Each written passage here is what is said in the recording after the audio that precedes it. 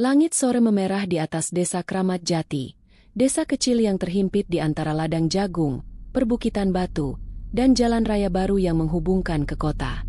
Meski dunia sudah semakin modern, di desa ini, waktu seolah bergerak lebih lambat. Motor-motor tua berderit di jalanan berbatu, anak-anak berlarian tanpa alas kaki, dan suara beduk maghrib masih memantul dari masjid tua yang berdiri setengah miring. Adalah Hendra, lelaki 34 tahun, seorang pekerja serabutan yang hidup sederhana bersama istrinya, Rina, dan putri kecil mereka, Naila. Hidup Hendra tak pernah mudah. Sejak pabrik tempatnya bekerja di kota bangkrut, dia pulang ke desa tanpa pekerjaan tetap. Setiap hari, ia membantu di ladang, mengantar barang, atau bahkan jadi kuli bangunan, asal ada uang untuk makan. Rina, perempuan lembut namun tegar, menyulam kain-kain pesanan ibu-ibu kampung, berharap bisa menambah penghasilan. Sementara Naila, bocah 6 tahun yang ceria, selalu berlari-lari mengejar kupu-kupu di halaman, tak pernah menyadari betapa berat beban hidup orang tuanya. Namun, di balik wajah pasrah Hendra, ada satu hal yang tak bisa dia redam, ambisi. Hendra tak mau selamanya jadi lelaki yang dipandang sebelah mata. Dia ingin Naila sekolah di kota, Rina punya rumah yang layak, dan dirinya sendiri bebas dari hutang. Suatu sore, saat duduk di warung kopi bersama Budi, teman lamanya yang baru pulang dari perantauan, Hendra mendengar sesuatu yang menggetarkan hatinya. "Kamu tahu nggak, Hen? Di belakang bukit sana, ada kuburan tua yang katanya nyimpen harta lo. Orang zaman dulu, katanya, ngubur emas, perhiasan, buat disembunyiin dari penjajah. Nggak ada yang berani gali karena katanya angker. Tapi itu cuma cerita orang tua, paling juga bohong." Hendra diam, matanya menatap jauh ke bukit yang dimaksud. Angin sore menerpa wajahnya. Dalam hatinya, benih penasaran mulai tumbuh. Malam itu, di rumah reot mereka, Hendra termenung menatap langit-langit. Suara cicak, gemerisik daun, dan sesekali gonggongan anjing menemani pikirannya yang berputar-putar. Rina memandang suaminya. "Khawatir. Kamu kenapa, Mas? Jangan mikirin aneh-aneh." "Ya, enggak, Rin. Aku cuma mikir, sampai kapan kita kayak gini?" Rina menggenggam tangan Hendra pelan. "Yang penting kita masih bersama. Uang bisa dicari pelan-pelan." Namun, Hendra tahu, ucapan itu tak bisa mengusir perasaan gagal yang menghantui dirinya. Malam itu, dia menatap ke arah bukit gelap yang menjulang di balik jendela. Sebuah keputusan mulai terbentuk di dalam hatinya. Keputusan yang tanpa dia sadari akan mengguncang seluruh desa. Hari-hari berikutnya, Hendra tak bisa berhenti memikirkan kata-kata Budi. Setiap ia melewati jalan menuju ladang, pandangannya selalu tertuju ke arah Bukit Tunggul, tanah lapang dengan batu-batu nisan tua, sebagian sudah roboh dimakan waktu. Desa Kramat Jati memang punya banyak cerita lama, tentang kuburan tua peninggalan perang, tentang makam keramat, tentang harta yang tak pernah ditemukan. Di warung kopi, Hendra mendengar bisik-bisik lain. Katanya dulu ada yang coba gali situ, tapi sakit aneh-aneh. "Hen, itu cuma nakut-nakutin. Emangnya ada yang lihat langsung?" "Aku sih nggak mau coba. Mau kaya, tapi nyawa taruhannya, buat apa?" Namun semakin orang memperingatkannya, semakin rasa penasaran Hendra tumbuh. Ambisinya mulai menutupi logika. Dalam pikirannya, kalau dia berhasil menemukan sesuatu, dia bisa membayar hutang, merenovasi rumah, dan mengubah nasib Naila. Dia membayangkan Naila mengenakan seragam sekolah baru, bukan sandal jepit bekas dan baju blel seperti sekarang. Suatu malam, setelah memastikan Rina dan Naila tertidur, Hendra duduk sendirian di teras. Angin malam berhembus dingin, membawa suara jangkrik dan lolongan anjing dari kejauhan. "Kalau aku nggak bergerak sekarang, aku bakal begini terus seumur hidup." Tanpa suara, ia berdiri, mengambil senter tua, cangkul, dan tali dari gudang belakang. Dalam hatinya, ia berpikir hanya akan melihat-lihat dulu ke bukit, belum tentu melakukan apa-apa. Namun langkah kakinya justru semakin mantap menapaki jalan setapak gelap menuju kuburan tua. Dari balik jendela, ternyata Rina diam-diam mengintip. Wajahnya penuh kecemasan. Ia menggigit bibir, air matanya mengambang. "Mas, jangan cari masalah, tolonglah." Sementara itu, di ujung bukit, Hendra berhenti. Nafasnya terengah. Batu-batu nisan berlumut terlihat pucat di terpa cahaya bulan. Rumput liar bergoyang pelan, seperti tangan-tangan kecil yang melambai memanggil. Tiba-tiba, terdengar suara bisikan lirih. "Pulanglah. Jangan ganggu." Hendra memutar badan, matanya menatap liar. Tak ada siapa-siapa, hanya bayangannya sendiri yang menggigil di tanah. Namun dia menggeleng, mencoba menepis ketakutan. "Ah, cuma perasaan." Ia mendekat ke salah satu makam yang paling besar, menyalakan senternya, menatap tanah dengan tatapan penuh tekad. Malam itu, tanpa tahu apa yang akan terjadi, Hendra mulai mengayunkan cangkulnya. Di kejauhan, angin semakin kencang, dan di dalam rumah, Rina memeluk Naila erat-erat, berbisik dengan suara bergetar. "Ya Tuhan, lindungi kami." Hendra menggali sepanjang malam. Keringat bercucuran di dahinya meski udara dingin menusuk kulit. Tanah kuburan itu terasa lebih berat daripada tanah biasa. Seolah-olah ada sesuatu yang menahan cangkulnya setiap kali ia mengayun. Namun semangatnya tak surut. "Sedikit lagi," bisik Hendra pada dirinya sendiri. Tiba-tiba, cangkulnya membentur sesuatu yang keras. Hendra terperanjat. Dengan tangan gemetar, ia membungkuk, menyapu tanah dengan jemarinya. Dari dalam lubang, muncul ujung peti kayu tua, hitam, dengan ukiran aneh yang sudah hampir tak terlihat. Nafas Hendra memburu. "Ini beneran ada." Hendra berusaha membuka peti itu. Engselnya sudah karatan, kayunya lapuk. Tapi entah kenapa begitu sulit digeser. Saat akhirnya terdengar bunyi krak, peti itu menganga sedikit, mengeluarkan bau busuk menusuk hidung. Namun alih-alih emas atau permata, yang terlihat hanyalah segulung kain hitam kusam, terikat tali merah pudar. Hendra mengernyit. "Apa ini? Jampi-jampi? Bukan. Ini pasti pembungkus harta." Tanpa pikir panjang, ia menarik gulungan itu. Tapi saat tangannya menyentuh kain, hembusan angin kencang tiba-tiba mendera wajahnya, memadamkan senter, dan membuatnya terdorong mundur. Suara bisikan semakin jelas, kini terdengar di telinga kirinya. "Kau telah membangunkan kami." Hendra panik, memungut senter, dan tanpa melihat ke belakang, ia lari terbirit-birit meninggalkan kuburan itu. Dalam pelariannya, ia tak melihat bayangan samar yang perlahan bangkit dari balik nisan. Sosok-sosok kabur seperti asap hitam yang bergerak mengitari lubang galian. Keesokan paginya, desa Kramat Jati geger. Ayam-ayam mati mendadak, anjing menggonggong liar sepanjang malam, dan pohon beringin di tengah desa retak tanpa sebab. Penduduk saling bisik-bisik, mencoba menebak apa yang terjadi. Hendra sendiri hanya bisa berdiam di rumah. Wajahnya pucat, matanya kosong. Rina melihat suaminya dengan cemas, mendekap Naila yang terus merengek ketakutan. "Mas, apa yang sudah kamu lakukan?" bisik Rina lirih. Hendra menggeleng, suaranya serak. "Aku nggak tahu, Rin. Aku cuma pengen cari jalan keluar." Di luar rumah, warga mulai berdatangan. Salah satu tetua desa, Pak Karta, mengetuk pintu rumah Hendra.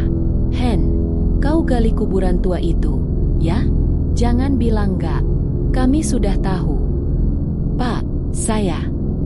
"Kau sudah bangunkan sesuatu, Nak." Hendra menelan ludah, tubuhnya bergetar. "Apa maksud Pak Karta?" Pak Karta menatapnya dalam-dalam, wajahnya muram. "Dulu, sebelum kau lahir, pernah ada yang coba gali situ. Desa ini hampir hilang dari peta. Dan sekarang, kau ulangi kesalahan itu." Suara Naila menangis makin keras di belakang mereka. Angin siang tiba-tiba bertiup keras, membuat pintu rumah berderit sendiri. Hendra menutup wajahnya dengan kedua tangan. Ia tak tahu, tapi dalam hitungan hari, kutukan itu akan mulai menggerogoti bukan hanya dirinya, tapi seluruh desa. Sejak Hendra menggali kuburan itu, suasana desa Kramat Jati berubah mencekam. Malam-malam jadi lebih dingin, kabut turun lebih tebal, dan suara-suara aneh sering terdengar dari arah bukit. Warga mulai resah. Anak-anak dilarang bermain keluar sore hari. Pintu-pintu rumah dikunci rapat sebelum maghrib.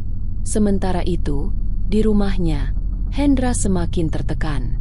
Ia mulai dihantui mimpi buruk setiap malam. Dalam mimpinya, dia melihat sosok-sosok berwajah rusak, tubuh membusuk, berdiri berbaris di pinggir ladang, menatap rumahnya. Suara mereka serempak berbisik, "Kembalikan, kembalikan." Rina semakin khawatir. Dia beberapa kali mendapati Hendra berdiri di depan jendela tengah malam, berkeringat dingin, menatap kosong ke arah bukit. "Mas, tolong berhenti. Kamu bikin aku takut." Hendra hanya berbisik, "Aku nggak tahu harus apa, Rin. Aku nggak tahu." Di balik desa, Pak Karta, tetua desa, diam-diam mengumpulkan para sesepuh lainnya. "Kita nggak bisa diam aja. Kalau dia sudah buka peti itu, berarti perjanjian lama sudah runtuh." "Apa maksudmu?" "Roh-roh penjaga makam itu terikat karena janji lama. Sekali janji dilanggar, mereka bebas." Mereka mulai membakar dupa, membaca doa-doa lama, berharap bisa menenangkan roh-roh itu. Tapi entah kenapa, malam itu angin berhembus semakin kencang, dan suara jeritan terdengar dari ujung desa. Tragedi malam itu. Malam itu, satu keluarga di ujung desa ditemukan dalam keadaan mengenaskan. Semua hewan ternak mati, dan pemilik rumah menghilang tanpa jejak. Pintu terkunci dari dalam. Warga mulai berkumpul. Ketakutan. Mereka saling menuduh, saling menyalahkan. Hendra mendengar kabar itu dari Budi. "Hen, gue rasa ini semua ada hubungannya sama lo." "Jangan ngomong gitu, Bud. Gue nggak maksud apa-apa. Lo udah kebangetan. Sekarang satu desa bisa kena." Hendra terduduk lemas. Dia merasa terjebak. Di satu sisi, dia takut untuk bicara jujur kepada warga. Di sisi lain, setiap malam bisikan itu semakin keras, seolah mendorongnya untuk menyelesaikan apa yang sudah dia mulai. Rina memeluk Naila erat-erat. Dalam hatinya, dia tahu mereka akan butuh lebih dari sekadar doa untuk selamat. Sejak tragedi di ujung desa, suasana semakin panas. Warga mulai berkumpul malam-malam, membicarakan siapa yang salah.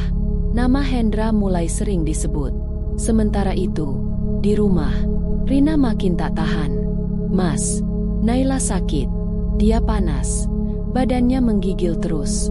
Aku udah panggil Bu Dukun, tapi dia bilang ini bukan sakit biasa." Hendra memeluk kepala, frustasi. "Aku nggak tahu harus gimana, Rin. Aku nggak tahu." Di dalam kamar, Naila meracau. "Ayah, ada yang manggil aku dari luar. Ayah."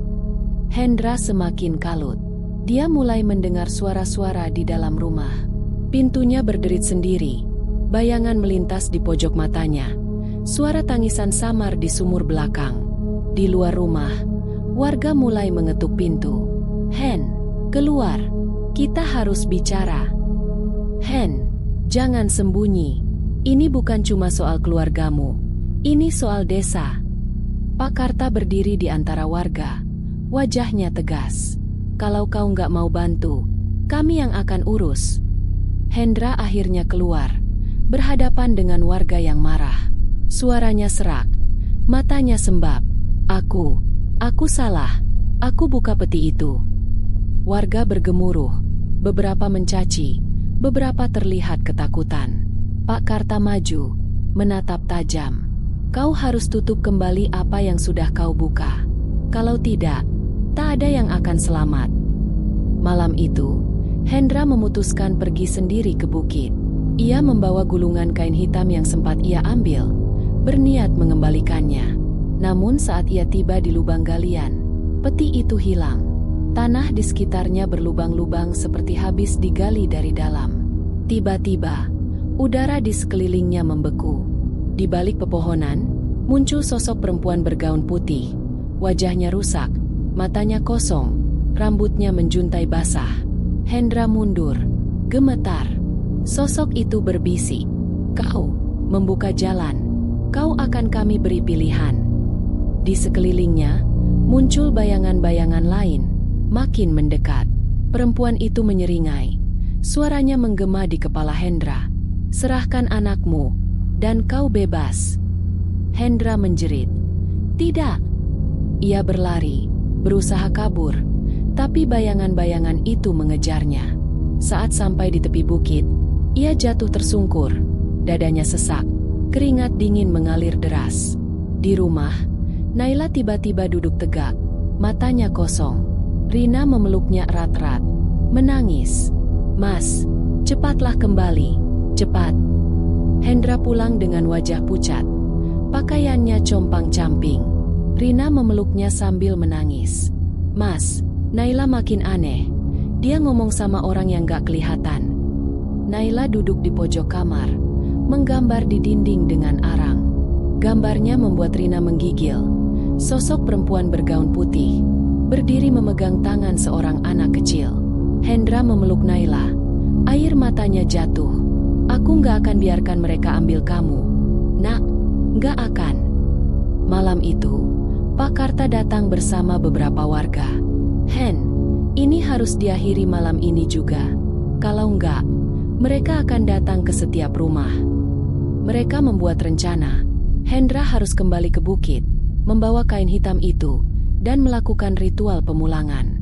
Tapi ada satu masalah. Roh-roh itu sudah melekat pada keluarganya. Pak Karta berkata pelan, "Kalau kau gagal, bukan cuma anakmu yang hilang. Seluruh desa akan tenggelam." Hendra berdiri di puncak bukit, dikelilingi Pak Karta dan warga yang membawa obor. Angin menderu, bau anyir semakin kuat. Ritual dimulai. Pak Karta membaca mantra, Hendra memegang kain hitam, dan warga berdiri melingkar. Tiba-tiba, tanah bergetar. Dari kegelapan muncul sosok perempuan itu. Kali ini jelas sekali. Wajah setengah membusuk, matanya kosong, mulutnya menyeringai. Di belakangnya, puluhan bayangan hitam merangkak keluar dari tanah. Perempuan itu menunjuk Hendra. "Serahkan anakmu, atau kalian semua jadi milik kami." Hendra menggigil. Naila berdiri di sampingnya. Matanya mulai kosong. Perlahan, tubuh kecil itu melangkah sendiri ke arah sosok perempuan. Rina berteriak, "Naila!" Dalam detik itu, Hendra harus memutuskan, melawan atau menyerah. Dia menarik napas panjang, menutup mata, lalu memeluk Naila erat-erat sambil berteriak, "Ambil aku saja." Semua terdiam. Sosok perempuan itu mendekat, menatap Hendra lama sekali. Lalu dia tersenyum tipis. "Baiklah, kesepakatan diterima." Angin bertiup kencang, cahaya obor padam satu persatu. Hendra merasa tubuhnya membeku, napasnya tercekat, jiwanya seperti ditarik perlahan dari tubuhnya. Sudah 3 hari sejak malam di bukit itu. Hendra dimakamkan dengan upacara sederhana. Warga berkumpul, sebagian besar menangis dalam diam. Meski mereka tahu Hendra telah menyelamatkan desa, tetap saja ada rasa bersalah dan kehilangan yang berat menggantung di udara. Rina duduk memeluk Naila di depan rumah. Matanya bengkak karena menangis. Tubuhnya lemas. "Mas, aku nggak tahu harus bagaimana tanpa kamu," bisiknya pelan, memandang ke arah bukit yang kini tampak sunyi. Pak Karta datang, menepuk bahu Rina. "Dia sudah menyelamatkan kita semua. Kita harus kuat, Bu Rina. Demi anakmu." Rina mengangguk pelan, meski hatinya terasa kosong. Perubahan di desa. Sejak malam itu, desa Kramat Jati perlahan kembali tenang. Suara-suara aneh tak lagi terdengar, kabut tak lagi turun setebal dulu, dan ternak-ternak warga mulai sehat kembali. Namun, bekas-bekas ketakutan tetap tertinggal. Setiap malam, warga menyalakan lampu di depan rumah, menggantungkan daun kelor dan rajah di pintu, takut jika roh-roh itu suatu hari kembali. Naila, meski selamat, tetap menunjukkan tanda-tanda aneh. Kadang dia berbicara sendiri, kadang menggambar sosok perempuan bergaun putih, dan kadang tertawa pelan saat menatap kosong ke arah bukit. "Ayah janji, Dia akan pulang suatu hari, katanya pelan pada ibunya. Rina hanya bisa memeluk Naila erat-erat, berharap anak itu perlahan pulih. Tapi jauh di lubuk hatinya, dia tahu sesuatu telah berubah untuk selamanya. Hari-hari berlalu dan suasana di Desa Kramat Jati mulai kembali normal, meskipun rasa ketakutan dan kehilangan masih membayangi setiap langkah warga. Rina kini lebih banyak menghabiskan waktu dengan Naila, mencoba mengembalikan kebahagiaan yang sempat hilang. Namun, hatinya tetap terasa kosong, seperti ada bagian dari dirinya yang hilang selamanya. Suatu pagi, Naila meminta izin untuk pergi ke bukit. Rina awalnya cemas, tetapi dia akhirnya mengizinkan Naila pergi dengan temannya, berharap ini akan sedikit membantu proses pemulihan anaknya. Di bukit, Naila berhenti di tempat yang sama, tempat Hendra terakhir kali berdiri. Dia berdiri dengan mata terpejam, merasakan angin yang berhembus perlahan. Tiba-tiba, dia membuka matanya dan berbisik pelan. "Ayah, aku janji akan terus kuat, seperti yang ayah ajarkan." Di belakangnya, samar-samar, sebuah sosok pria berdiri di kejauhan, memandang dengan penuh kasih. Sosok itu tidak berkata apa-apa, hanya tersenyum, sebelum perlahan menghilang dalam kabut. Naila tersenyum, meskipun matanya berkaca-kaca. Dia tahu ayahnya tidak akan kembali, tetapi kenangan dan pengorbanannya akan tetap hidup dalam dirinya.